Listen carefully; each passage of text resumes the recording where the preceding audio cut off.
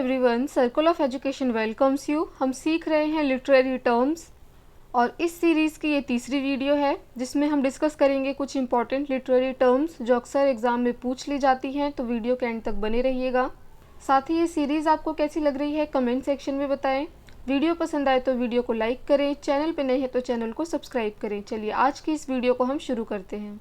तो कई बार एग्ज़ाम में देखा गया है कि क्वेश्चन बनता है एंटी क्लाइमेक्स पे। क्लाइमेक्स तो हम सब ने पढ़ा है, एंटी क्लाइमेक्स क्या होता है चलिए देखते हैं। तो एंटी क्लाइमेक्स को जो है वो बैथोस के नाम से भी जानते हैं। तो एंटी क्लाइमेक्स या फिर बैथोस होता क्या है, पहले इसकी डेफिनेशन देख लेते हैं और फिर डिटेल में समझेंगे।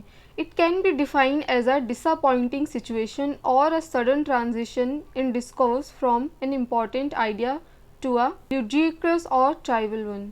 इसको ईजी वे में समझते हैं।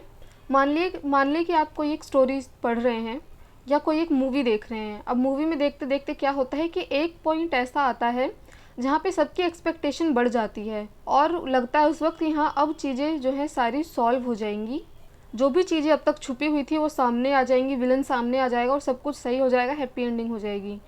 लेकिन ऐसा होता नहीं है। तो उस सिचुएशन को क्या कहेंगे, anti climax. When at a specific point expectations are raised, everything is built up and then suddenly something boring or disappointing happens।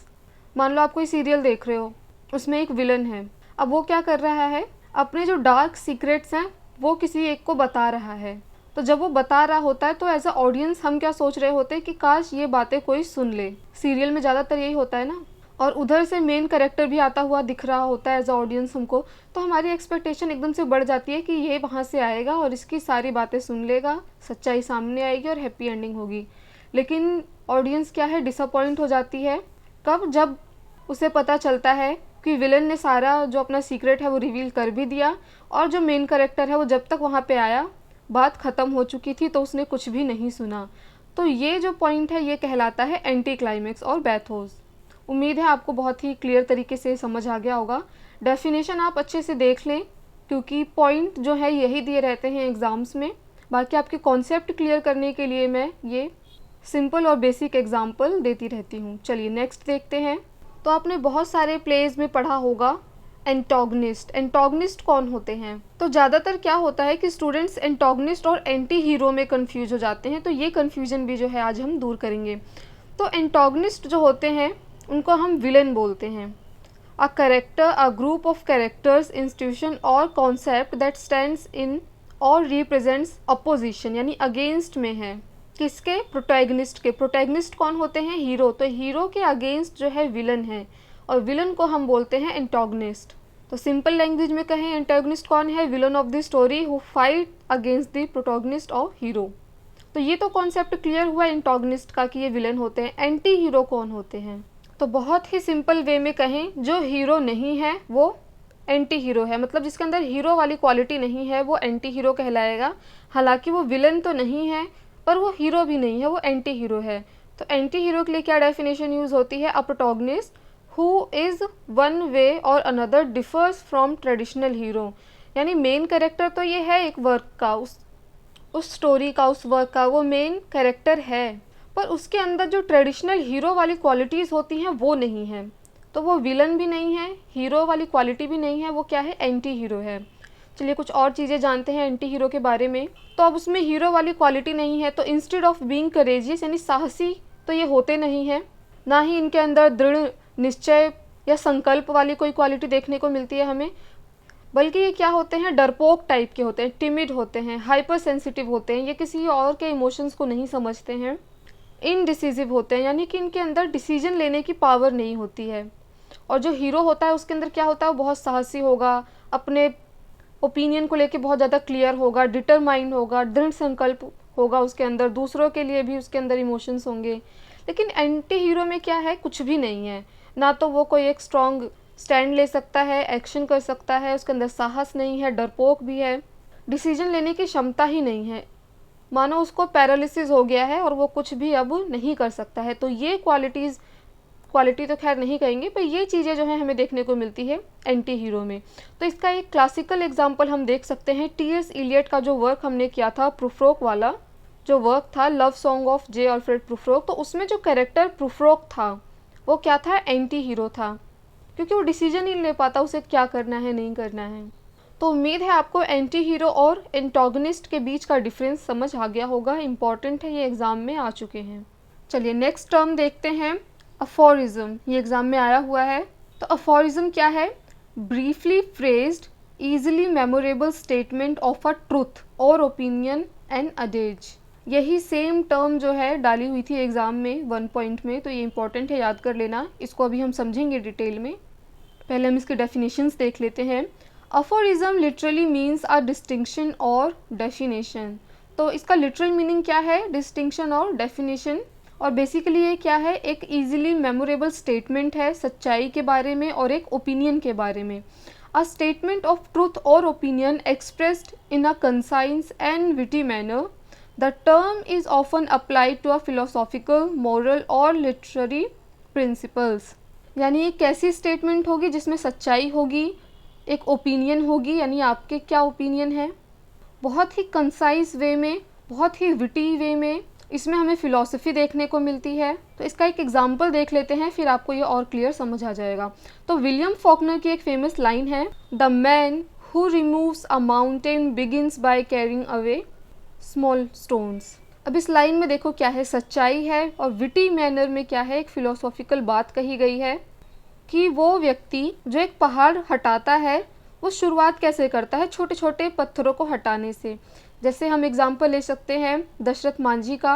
उन्होंने जब पहाड़ को हटाना था, काटना था, तो उन्होंने शुरुआत कैसे करी? एक कुल्हाड़ी ली थी और उसको धीरे धीरे वो पहाड़ को काटते गए। तो शुरुआत में तो किसी को भी नहीं लग रहा था कि ये पॉसिबल होगा, लेकिन जब हुआ तो सबने होते हुए उसको देखा।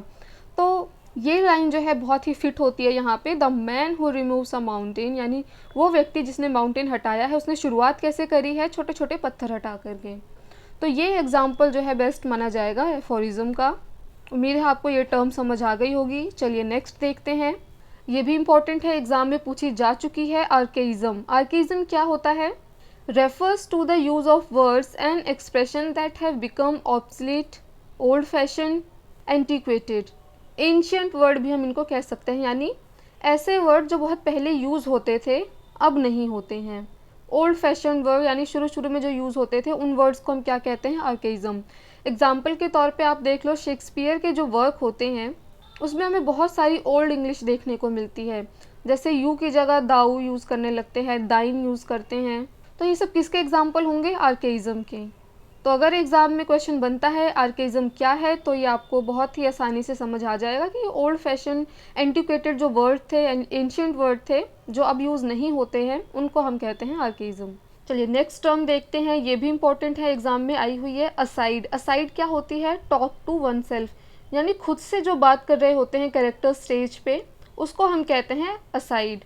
डेफिनेशन देख लेते हैं, few words or a short passage spoken in an undertone or to audience that the other actors are not suppose to hear. यानी खुद से ही जब करेक्टर स्टेज पे बातें कर रहे होते हैं, ऑडियंस उसको सुन रही होती है, लेकिन जो राइटर्स होते हैं उनका इंटेंशन क्या होता है कि वो करेक्टर खुद में ही बोल रहे हैं और ये किसी और को सुनाई नहीं दे रहा है। An aside is usually a brief short comment, तो इसको हम कहते हैं असाइड। असाइड जो है वो बहुत डिफरेंट होती है सोलिलोकी और मोनोलॉग से, इसमें कंफ्यूज नहीं होना है।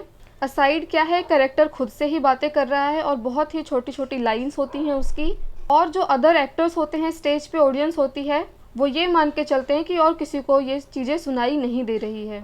चलिए नेक्स्ट टर्म देखते हैं, एटमॉस्फेयर। बहुत ही कॉमन वर्ड है, ये भी एग्जाम में आ चुका है।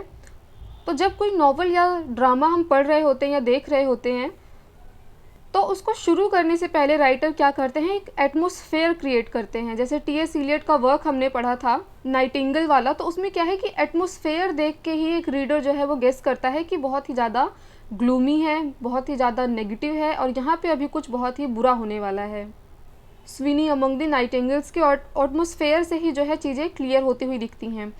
तो एटमॉस्फेयर होता क्या है? A type of feeling that readers get from a narrative based on details such as setting, background, objects और फोरशैडोइंग एक्सेट्रा। यानी एक फीलिंग जो रीडर में आ जाती है, कैसे? उस वर्क को पढ़ते हुए, समझते हुए, उसके आसपास की सेटिंग क्या रखी है, बैकग्राउंड क्या है, क्या उसके ऑब्जेक्ट्स हैं, इसको जो है बोला जाता है एटमॉस्फेयर। ये बहुत ही सिंपल था लेकिन एग्ज़ाम में आ चुका है। चलिए नेक्स्ट देखते हैं, इम्पॉर्टेंट है, एग्ज़ाम में पूछा हुआ है। अवेंट गार्डे क्या है ये? A new writing that is innovative, यानी एक इनोवेशन था राइटिंग के फील्ड में, और ये रिफ़र करता था एक ऐसे ग्रुप को जिसमें जो राइटर्स थे वो डेवलप करते थे new and often very surprising ideas in art, literature etcetera. इसमें बस यही चीज़ पूछी हुई थी और इसको बहुत ज़्यादा डिटेल में पढ़ने की ज़रूरत नहीं है।